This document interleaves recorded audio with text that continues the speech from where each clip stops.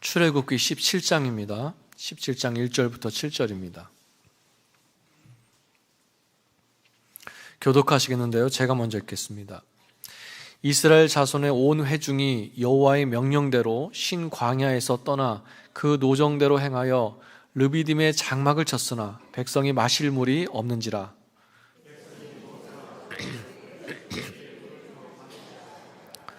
모세가 그들에게 이르되 너희가 어찌하여 나와 다투느냐? 너희가 어찌하여 여호와를 시험하느냐? 거기서 백성이 목이 말라 물을 찾으매 그들이 모세에게 대하여 원망하여 이르되 당신이 어찌하여 우리를 애굽에서 인도해 내어서 우리와 우리 자녀와 우리 가축이 목말라 죽게 하느냐?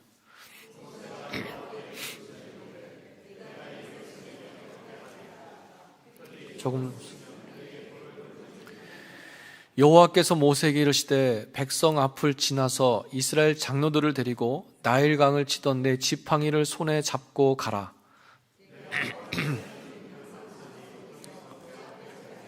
너는 그 반석을 치라. 그것에 물이 나오리니 백성이 마시리라.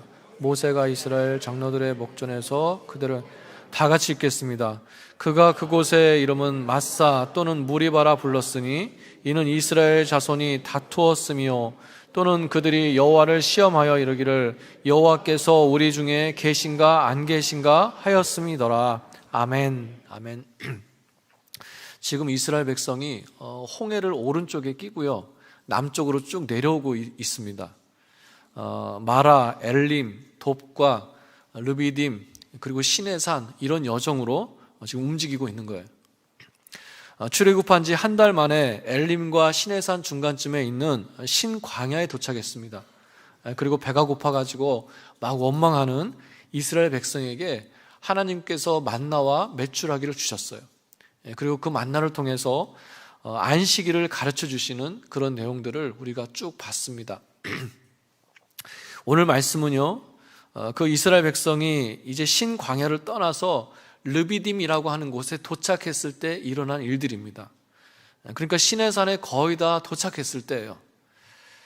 그 르비딤의 장막을 쳤는데 거기에 마실 물이 없는 겁니다. 그래서 또 이스라엘 백성이 막 원망하는데요, 신광야에서 있을 때보다 그 원망하는 것이 더 격렬했어요. 그래서 심지어 돌을 들어서 모세를 치려고까지 하는 그런 모습을 볼 수가 있습니다. 우리가 기억해야 될 것은요, 그들이 지금 임의대로 움직이는 게 아니라는 거예요. 모세의 소견대로 보기 좋은 대로 움직이는 게 아닙니다. 1절 말씀을 보시는 것처럼 그 노정대로 행했다, 이렇게 말씀하고 있어요. 다 하나님께서 그 여정을 인도하시는 겁니다. 근데 문제는 뭐예요? 하나님이 인도하셨는데, 인도하셔서 왔는데 거기에 물이 없는 거예요. 여러분, 사실 이런 경우가 얼마나 많습니까? 내가 하나님의 뜻인 줄 알고 왔는데, 아니면 하나님의 뜻인 줄 알고 행했는데 형통해야 되는데 형통하지 않아요. 어려움이 점점 더 다가옵니다.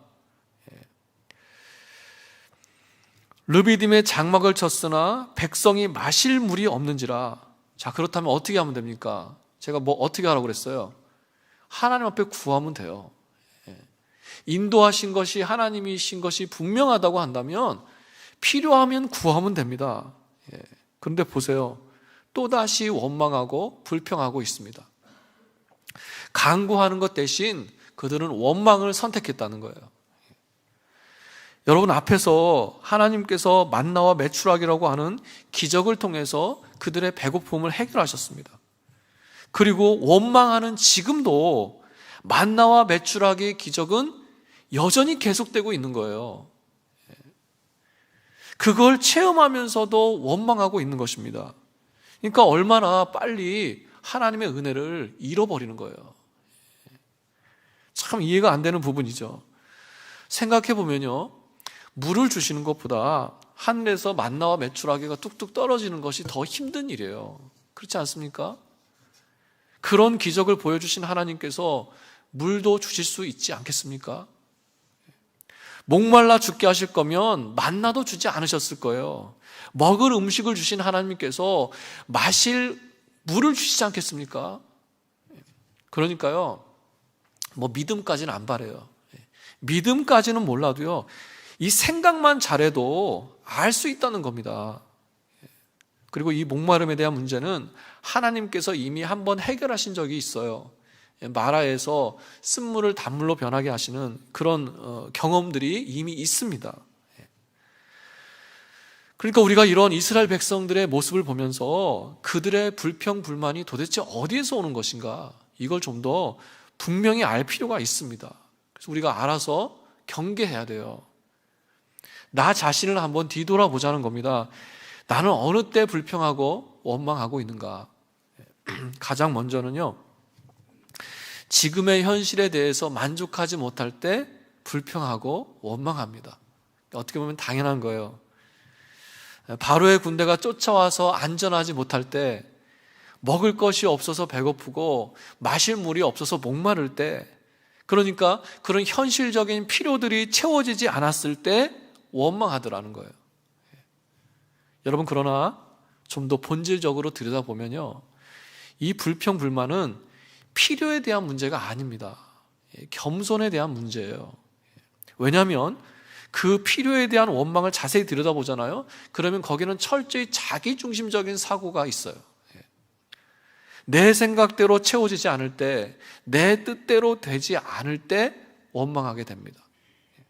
거기에는요, 내 생각이 맞고 내가 정당하고 내가 받을 자격이 된다라고 하는 그 생각이 들어있어요. 굉장히 자기중심적입니다. 이스라엘 백성이 하나님께 원망하는 모습을 보세요. 왜 우리를 출애굽시켰습니까?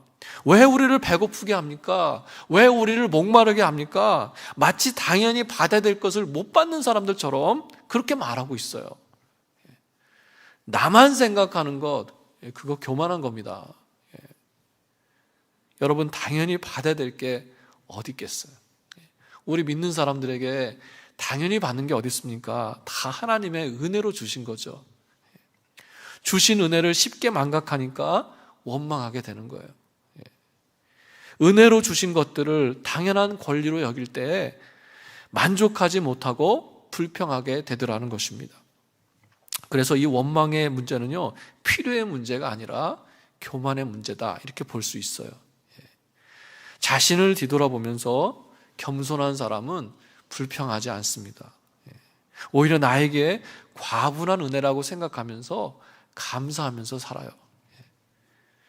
여러분, 필요한 내가 중심이 아니라 그 모든 것을 공급해 주시는 하나님을 바라볼 때 우리가 더욱더 겸손할 수 있는 줄로 믿습니다. 그래서 이 불평, 불만하고 원망하는 마음은요, 겸손의 문제일 뿐만 아니라 또한 은혜의 문제입니다. 여러분, 그 나오미와 그 며느리 룻을 기억하실 거예요. 베들레헴에 가뭄이 들어서 모압에 이주해서 살다가 그 타지에서 남편과 두 아들을 다 잃어버렸습니다. 그리고는 10년 만에 고향에 돌아왔어요. 그런데 정말 아무것도 없이 빈손으로 돌아왔습니다. 원망할 걸 한번 찾아보면요, 너무 많아요. 하나님, 제가 모압에 가고 싶어서 갔습니까? 먹고 살기 위해서 간 거 아닙니까? 왜 거기까지 보내셨어요? 왜 가뭄이 들게 하셨어요? 하나님, 왜 남편을 먼저 데려가셨습니까? 남편 데려가신 것도 억울한데 왜 두 아들까지 데려가셨어요? 충분히 할 수 있는 하소연이고 찾으면 원망할 게 참 많습니다. 이 두 과부가 서로 의지하면서 살잖아요. 먹고 살 길이 없어가지고 어떻게 합니까? 며느리 룻이 당시의 관습대로 추수하는 밭에 가서 떨어진 이삭을 줍는 거예요. 레위기 19장에서 율법으로 정하고 있는 거죠. 너희가 너희 땅에 곡식을 거둘 때에 너는 반 모퉁이까지 다 거두지 말고 내 떨어진 이삭도 줍지 말며 내 포도원의 열매를 다 따지 말며 내 포도원에 떨어진 열매를 줍지 말고 가난한 사람과 거류민을 위하여 내버려 둬라. 율법에서 정한 거예요. 가난한 사람들을 위해서 그 버려둔 떨어진 곡식을 주우면서 살았어요. 여기서도요, 불평하지만 할 게 참 많습니다. 하나님, 저는 왜 이렇게 가난하고 비참하게 살아야 됩니까? 이게 뭡니까? 거지도 아니고 왜 이렇게 궁색하게 살아야 됩니까? 이런 말을 충분히 할 수 있어요. 그런데 그런 룻이 밭에 가서 이삭을 줍기 전에 그 시어머니 나오미에게 와서 뭐라고 합니까? 어머니, 제가 이삭을 주러 갈게요. 근데 그 뒤에 뭐라고 합니까? 내가 누구에게 은혜를 입으면 그를 따라서 이삭을 줍겠습니다. 이렇게 얘기해요. 이게 무슨 말이냐면요, 누군가 나에게 와서 이삭을 주서라, 이렇게 은혜를 베풀면, 내가 은혜를 입으면 이삭을 줍겠다는 거예요. 이삭을 줍게 하는 것 그 자체가 자신에게 은혜라는 겁니다. 은혜를 입으면 이삭을 줍겠다는 거예요. 어머니, 제가 창피하지만 이삭을 줍겠습니다. 어머니, 제가 정말 이렇게 살기 싫지만 먹고 살기 위해서 제가 갈게요. 이런 말이 아니라는 거예요. 겨우 이삭을 주셔서 먹는 그걸 은혜다라고 얘기하고 있어요. 그것도 율법에서 정해놓은 것이기 때문에 당연한 권리로 얻을 수 있는 것임에도 불구하고 그걸 은혜라고 말하고 있다는 것입니다. 여러분, 이게 바로 겸손이에요. 겸손. 아무것도 할 것이 없는 그 과부에게 이삭을 줍는 것은요, 지극히 현실적이고 굉장히 절박한 겁니다. 이삭이 없으면 당장 굶어 죽어야 돼요. 무슨 쌀가머니를 얻는 것도 아니고 그 땅에 떨어져서 밟혀가지고 지저분한 그 이삭을 하나씩 주워가지고 생계를 유지한다는 것은 굉장히 가슴 아픈 일이고요, 서글픈 일이에요. 여러분, 그런데 그것조차도 은혜가 있어야 된다라고 고백하고 있습니다. 나에게 은혜를 베풀어 주시면 이삭을 주겠습니다. 룻은요, 이삭이라고 하는 그 현실보다, 그 필요보다 은혜를 먼저 구하고 있어요. 오늘 말씀에서 나오는 이스라엘 백성은 반대입니다. 필요 때문에 은혜를 잃어버렸어요. 현실 때문에 이미 주신, 지금도 받고 있는 그 은혜를 기억하지 못하고 있습니다. 여러분, 그래서요, 원망은 은혜의 문제입니다. 하나님의 은혜를 아는 사람은 겸손한 거예요. 그 은혜 때문에 겸손한 사람은 불평하지 않습니다. 왜 하필이면 나냐고, 왜 내가 이런 일을 겪어야 되냐고 원망하지 않는다는 거예요. 주신 것도 하나님이시요, 거두시는 것도 하나님이시요, 그리고 앞으로 또 주실 것도 하나님의 은혜라고 고백하면서 살아가는 사람은 원망하지 않습니다. 여러분, 내 삶의 필요보다, 이삭보다 하나님의 은혜를 먼저 사모하고 그 은혜를 먼저 구하시는 그런 저와 여러분 되시기를 축복합니다. 또 한 가지, 이스라엘 백성의 모습에서 알 수 있는 것은 이 원망은요, 습관성이라는 거예요. 습관성. 그렇다면 이게 습관이라고 할 때 이게 어디서 왔는가? 애굽에서 그 고달픈 종살이를 하면서 만들어진 것입니다. 종살이가 얼마나 고달팠겠어요. 그 생활을 감수하면서 자족할 수 있겠습니까? 정말 힘들겠죠. 피곤하고 힘들고 핍박받을 때마다, 채찍질 당할 때마다 원망하게 되는 게 사람이에요. 그게 오랜 시간 반복되다 보니까 습관으로 굳어져 버렸습니다. 그러니까 이걸 다른 식으로 표현하면요, 이걸 그렇게 말할 수 있어요. 상처에서 오는 원망이다. 상처에서 오는 원망이다. 여러분, 사람은요, 자신의 약한 부분이 건드려지면 분노하고 원망하게 되어 있습니다. 상한 마음이 건드려지면 쓴뿌리가 나오는 거예요. 여러분, 마음에 어떤 상처를 받았어요. 근데 그걸 가지고 하나님 앞에 빨리 나와가지고 털어버리면 괜찮습니다. 그런데 그걸 오래 가지고 있잖아요. 그러면 그게 상처로 굳어져 버립니다. 그래서 또다시 그런 비슷한 상황이 생기면 막 화를 내게 돼요. 분노합니다. 그 상처가 건드려지면요, 너 죽고 나 죽자라고 하면서 싸워요. 그 굳어져 버린 상처, 여러분, 그 상처는요, 하나님께서 만지셔야 됩니다. 성령께서 치료하셔야 돼요. 여러분, 어떤 마음의 상처도 예수 그리스도의 십자가 아래서 다 회복될 수 있는 줄로 믿습니다. 예수님께서 십자가 지신 것은요, 우리의 질고와 우리의 아픔과 우리 인생의 모든 상처까지도 다 가지고 가신 거예요. 그래서 그 십자가를 바라볼 때 상처뿐만 아니라 그 상처로 인한 원망도 사라지게 되는 것입니다. 여러분, 습관성 불평, 불만을 조심하시기 바랍니다. 뭘 깊이 생각하기 전에 믿음으로 정리하기 전부터 그냥 원망부터 나오는 거 있잖아요. 우리의 신앙을 병들게 하는 것입니다. 원망하는 마음이 나를 사로잡으려고 할 때 예수 그리스도의 이름으로 물리치시기 바랍니다. 자, 이렇게 원망은 교만의 문제고 은혜의 문제고 상처의 문제였어요. 그런데 정말 중요한 이유 한 가지가 또 있습니다. 결국 원망은 뭡니까? 믿음의 문제예요. 믿음의 문제예요. 이스라엘 백성의 불평, 불만은요, 결국 믿음의 문제고 하나님에 대한 신뢰의 문제였습니다. 배고픔이라고 하는, 목마름이라고 하는 그 현실적인 문제가 너무 커 보여서, 너무 절박해서 하나님께서 하시면 할 수 있다, 하나님께서 원하시면 이 문제도 해결할 수 있다라고 하는 그 믿음이 없는 거예요. 모세를 원망하는 것, 그 원망은 이스라엘 백성과 하나님 사이의 신뢰가 깨어진 것입니다. 하나님의 그 인도하심과 놀라운 기적을 체험하고도 계속해서 불평하고 불명하는 것은요, 결국 하나님에 대한 믿음이 없는 거예요. 믿음이. 결국은 그 신뢰의 관계가 깨어지니까 원망하는 거죠. 그래서 믿음의 문제라는 거예요. 믿음의 문제.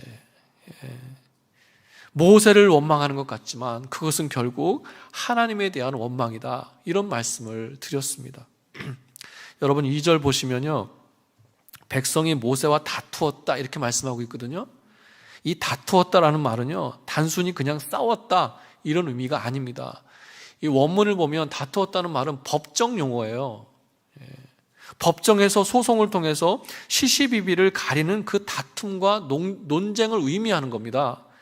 그러니까 이건 뭡니까? 이스라엘 백성이 모세를 막 픽으로 몰아가지고요, 그 잘못과 책임을 묻고 있는 거예요. 사실 이렇게까지 할 이유는 없죠. 모세도 하나님께서 명령하신 대로 순종하는 사람입니다.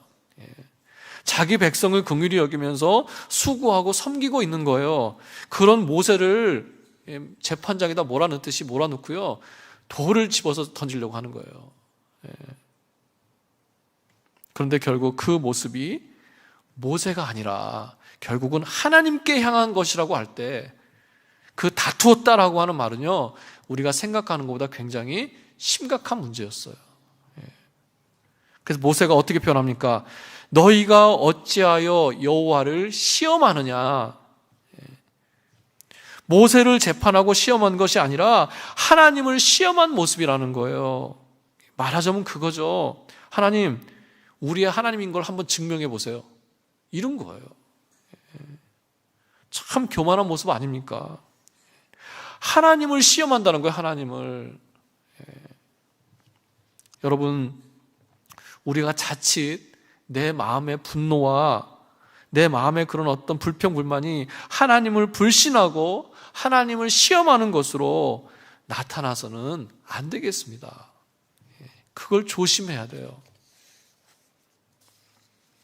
여러분, 우리가 불평, 불만하지 않고 원망하면서 살지 않기 위해서 더욱더 겸손해야 될 줄로 믿습니다. 은혜를 잃어버리지 않고 또 마음의 상처를 우리 주님께 맡겨드리면서 살아야 될 줄로 믿습니다. 무엇보다 하나님을 향한 내 신뢰와 믿음을 더욱더 견고하게 세워나가시는 그런 저와 여러분 되시기를 축복합니다. 여러분, 하나님께서 반복해서 하시는 말씀이 하나 있어요. 애굽에서 너희를 이끌어낸 것이 누구냐? 바로 나는 너희 하나님이다. 이 말씀을 계속 반복하지 않습니까? 자, 그런데 이스라엘 백성이요, 그 하나님의 표현을 빌어서 원망해요. 우리를 죽게 하려고 애굽에서 이끌어냈냐? 이런 말을 하거든요. 하나님께서 너희를 이끌어낸 것이 누구냐? 이 원문을 보면요, 표현이 비슷해요. 그러니까 하나님께서 하신 말씀을 가지고 비아냥거리면서 원망하고 있는 거예요. 참, 자식이 이러면 어떻습니까? 부모가 한 대 때려주고 싶잖아요. 매를 들게 하는 모습이에요. 그래서 모세도요, 그 불순한 태도를 보고 좌절과 모멸감을 느꼈던 것 같습니다. 그래서 하나님께 부르짖는 거예요. 말씀드린 것처럼 이스라엘 백성은 원망하지만 모세는 그 원망을 어떻게 해요? 기도로 바꾸고 있어요. 얼마 전에는 애굽 왕 바로에게서 백성을 구하기 위해서 하나님께 부르짖었습니다. 근데 지금은요, 그 이스라엘 백성 때문에 모세가 하나님께 부르짖고 있어요. 모세도 너무 억울하고 속상한 겁니다. 그런데 그들과 맞서 싸우지 않고요, 그 마음을 가지고 하나님 앞에 선 거예요. 여러분, 이래야 될 줄로 믿습니다. 이래야 돼요. 격한 마음을 가지고 사람을 마주 대해봐야 싸움밖에 나지 않습니다. 물론 잘못된 건 잘못됐다고 얘기해야 되겠죠. 그러나 본질적으로 그 문제를 해결하실 수 있는 분은 하나님밖에 없습니다. 그래서 모세처럼 그 어떤 문제를 가지고 우리가 하나님 앞에 나와서 기도해야 되는 거예요. 정말 정당해 보이는 할 만한 원망이라고 할지라도요, 그걸 원망이 아닌 기도로 바꾸는 그런 믿음의 사람들 되시기를 축복합니다. 그리고 하나님께서는 그런 사람들의 기도를 들으시고 응답하십니다. 하나님께서 모세의 기도를 들으시고 응답하세요. 그러면서 뭐라고 명령하십니까? 이스라엘의 장로들을 데리고 백성들 앞을 지나가라는 거예요. 그러면서 나일강을 쳤던 그 지팡이를 잡고 지나가라고 말씀하십니다. 그러니까 보여주시는 거예요. 여러분, 그 지팡이는요, 모세가 사명받을 때 사용된 지팡이입니다.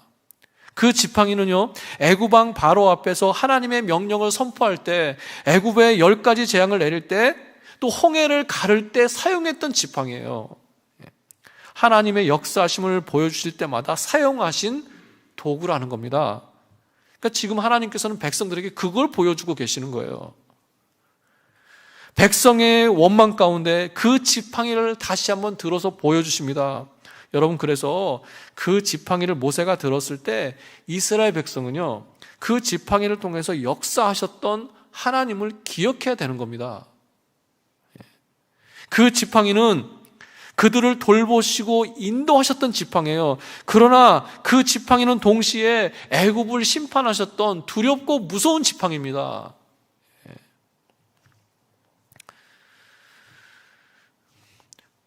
그러면서 뭐예요? 그 지팡이가 그들의 인도요, 그들의 보호의 지팡이가 되지만 그 지팡이는 언제든지 그들을 심판할 수 있는 지팡이가 될 수 있다는 것을 알아야 되는 거예요. 언제까지 하나님께서 기다리시겠습니까? 언제까지 하나님께서 긍휼히 여기시겠습니까? 긍휼과 용서도요, 끝이 있습니다. 그리고 그 뒤에는 하나님의 심판이 있다 그랬어요. 여러분, 내가 변하지 않고 여기까지 왔다고 해서 내가 잘해서 여기까지 온 게 아닙니다. 하나님께서 기다리신 거죠. 우리가 그걸 알아야 돼요. 그 은혜의 기회를 놓칠 때 어느 순간이 되면요, 그 은혜와 기적의 지팡이가 나에게 심판의 지팡이가 될 수 있습니다. 우리가 그걸 두려워하면서 살아야 돼요. 왜냐하면 하나님께서는 은혜의 하나님이시지만 또한 공의의 하나님이시기 때문에 그렇습니다. 로마서 11장을 보시면 바울 사도가 이방인들을 접붙여진 돌 감람나무 가지로 비유하고요, 유대인들을 참 감람나무로 비유합니다. 그러면서 말씀을 전하는데 뭐라고 합니까? 하나님께서 이방인들을 구원하시기 위해서 유대인이라고 하는 그 참 감람나무를 꺾으셔서 잘라버리시고 거기다가 이방인들 돌 감람나무 가지를 접붙이셨다는 거예요. 그러면서 뭐라고 얘기합니까? 접붙여진 돌 감람나무들, 이방인들아, 너희들 자랑하지 마. 너희들 교만하지 마. 이 말씀을 전하고 있는 거예요. 왜 이런 말씀을 전했습니까? 당시에 바울이 전하는 로마서를 받아보던 로마의 교회들 안에는요, 한 가지 생각이 넓게 퍼져 있었어요. 그게 뭐냐면 이스라엘은 실패했다라는 거였습니다. 구약에서 이스라엘이 결국 죄짓고 망하지 않습니까? 근데 신약에 와서는 메시아 대신 예수님을 십자가에 못 박아 죽였어요. 그리고는 복음을 전하는 것을 방해하는 그런 존재, 그런 사람들이 됐습니다. 그래서 이스라엘은 실패했다, 심판과 저주를 받았다, 이렇게 생각했다는 거예요. 그래서 로마 교회 안에 있는 대다수의 이방인 성도들이요, 소수의 유대인들 성도를 업신여겼습니다. 교만했던 거예요. 자신들은 선택받았다고 자랑하면서 구분하면서 교회 안에서 파벌을 만들었습니다. 참, 이 사람의 죄성을 어떻게 해야 됩니까? 우리가 정말 늘 자만하면 안 되는 거예요. 유대인 성도들은 할례와 율법을 강조하면서 이방인 성도들을 무시하고요, 이방인 성도들은 이스라엘, 실패한 이스라엘이라고 얘기하면서 또 유대인들을 막 무시하는 거예요. 악순환의 반복입니다. 그래서 로마 교회에 있는 초대교회들이요, 많이 힘들었습니다. 그래서 바울이 이런 얘기를 하는 거예요. 참 감람나무 원가지죠, 유대인들이죠. 원가지도 잘라버리신 하나님께서 돌 감람나무라고 해서 잘라버리지 않으시겠냐? 꺾어버리지 않으시겠냐? 너희도 잘못하면 그렇게 잘라버리실 거야. 자만하지 말고 은혜를 망각하지 마. 이 말씀을 전하고 있는 거예요. 자꾸 교만하고 변하지 않으려고 하면 너희에게도 심판이 있을 거야. 이런 말씀을 하고 있는 것입니다. 여러분, 은혜의 지팡이가 심판의 지팡이가 돼서는 안 되겠습니다.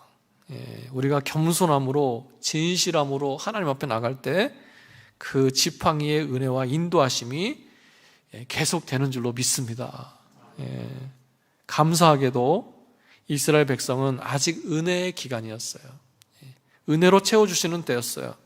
그래서 심판의 지팡이가 아니라 또다시 그들의 필요를 채워주시는 하나님의 긍휼과 사랑의 지팡이로 사용되고 있습니다.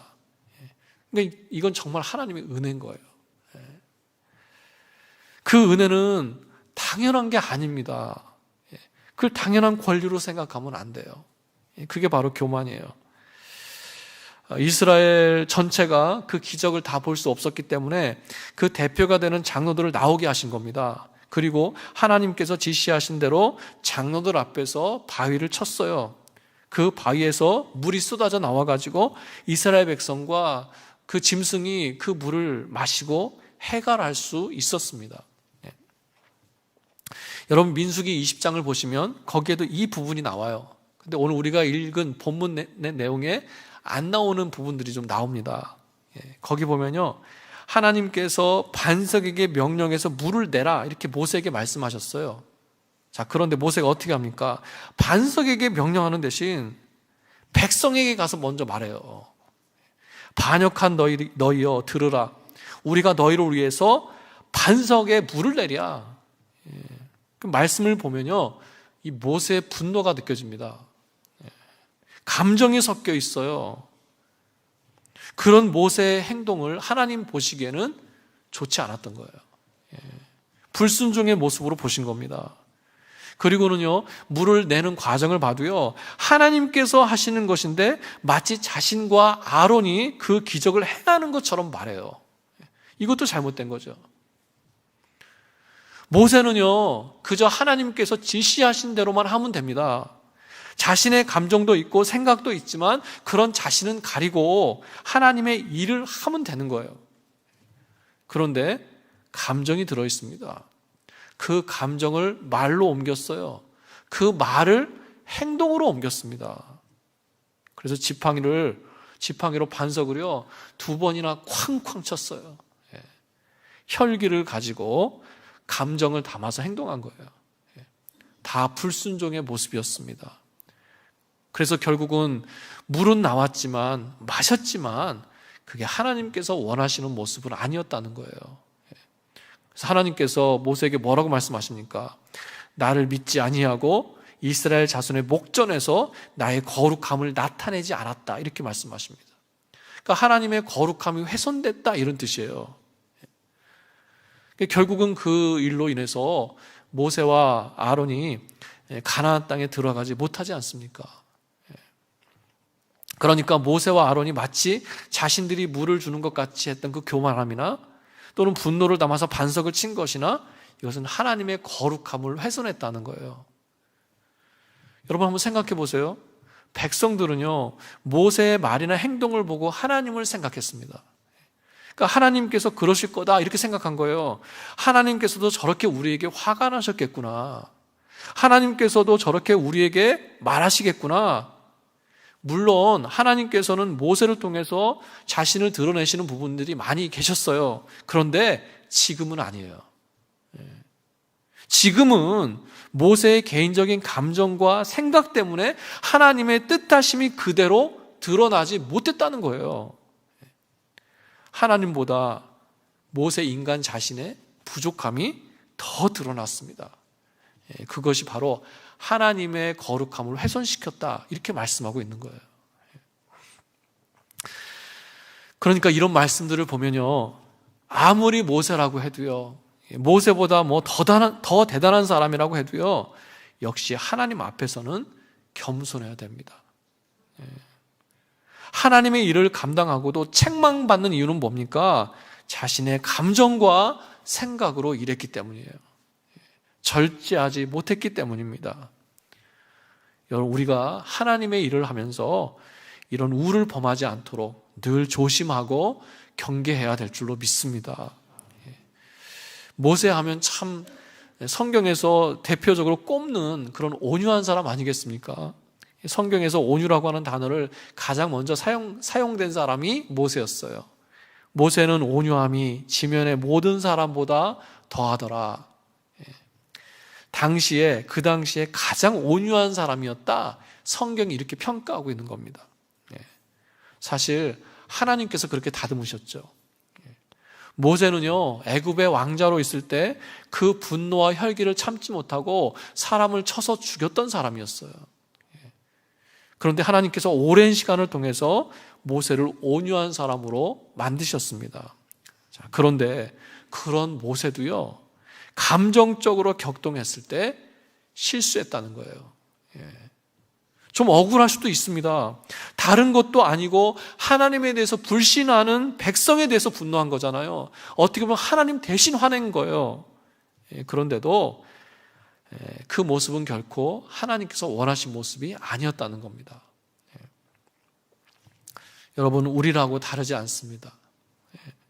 하나님의 일이라고 할지라도, 그리고 많이 다듬어졌다고 할지라도, 또 많이 성숙해졌다고 할지라도 또다시 옛사람의 모습이 튀어나올 수 있는 게 바로 우리예요.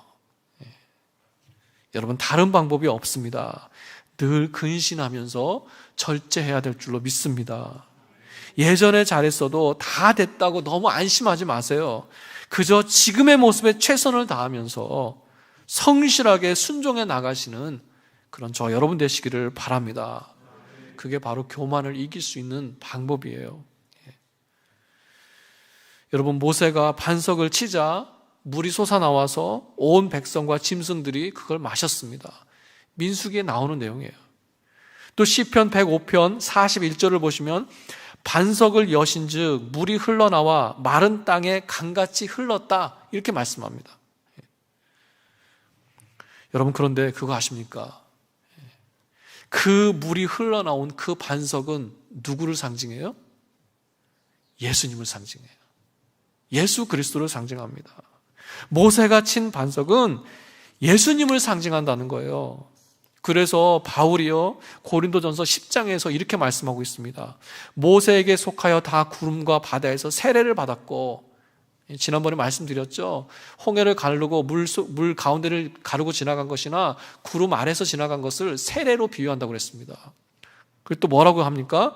다 같이 신령한 음식을 먹으며, 이건 만나를 비유한 거예요. 그리고 이어서 뭐라고 말씀합니까? 다 같이 신령한 음료를 마셨으니 이는 그들을 따르는 신령한 반석으로부터 마셨음에 그 반석은 곧 그리스도시니라. 예수님께서 우리에게 생명수를 공급해 주신 반석이시라는 거예요. 우리가 영원히 목마르지 않는 구원의 생명수를 마셨기 때문에 하나님의 거룩한 백성이 됐습니다. 반석은 그리스도세요.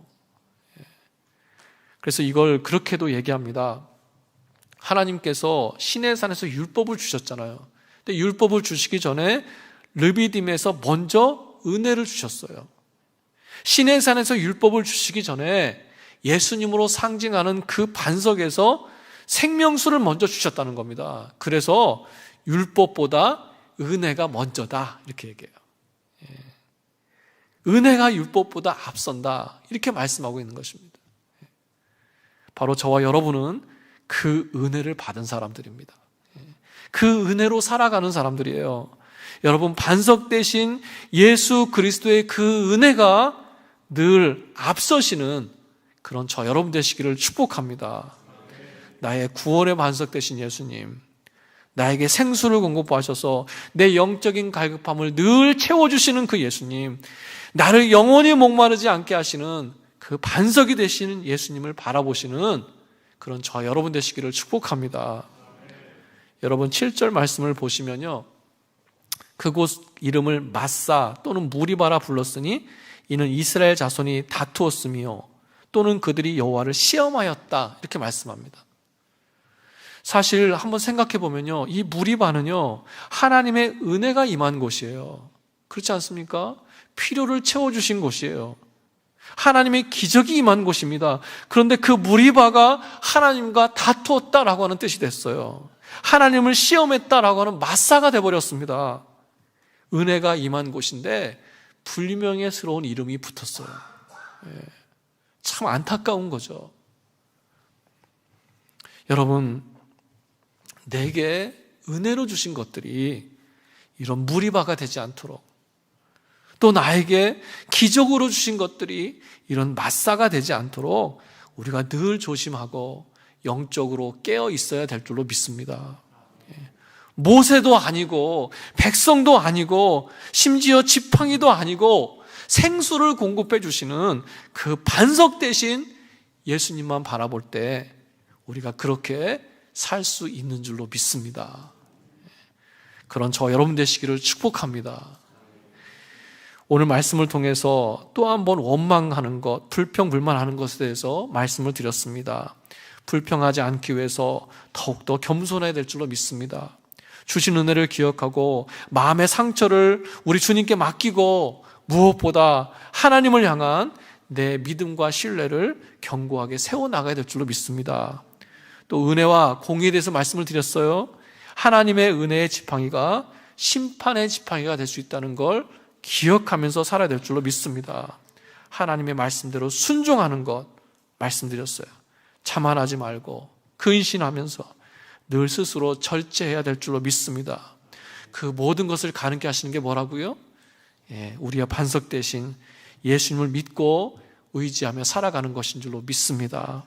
그렇게 살아가심으로 승리하시는 저와 여러분 되시기를 주님의 이름으로 축원합니다. 아멘. 아멘.